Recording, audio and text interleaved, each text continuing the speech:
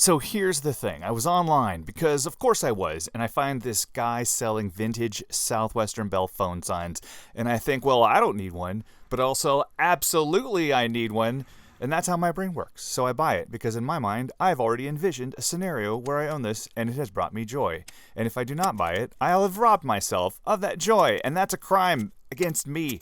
So yeah, I get this thing, and now I'm putting it together while I'm telling you about the weird and wonderful history of Southwestern Bell at the same time. So buckle up. All right, so let's go back. The year's like a long time ago, back when people wore suits to baseball games.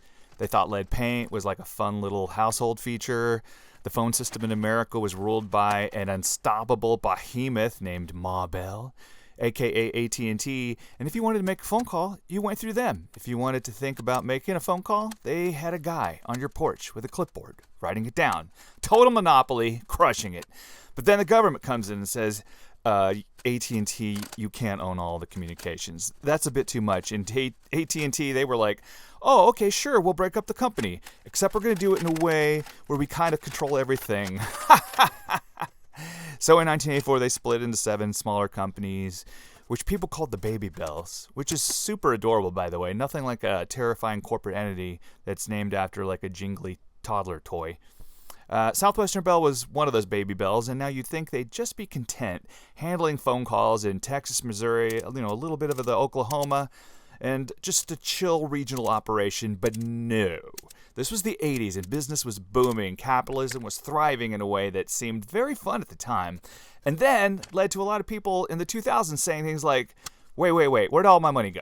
So Southwestern Bell was hungry. They started acquiring other companies, expanding their empire, getting bigger and bigger, and eventually, and this is where it gets fun, they just sort of became AT&T again, like straight up. They did a full circle, corporate boomerang, and by 2005, they'd merged their way back into being AT&T.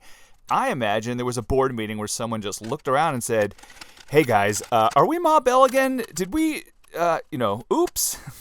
So if you're following along, the government broke up AT&T in 1984 to prevent them from being too powerful, and then 20 years later, Southwestern Bell was like, okay, but what if we just slowly ate our siblings and became AT&T anyway? And the government was like, yeah, whatever, you're busy, do whatever you want.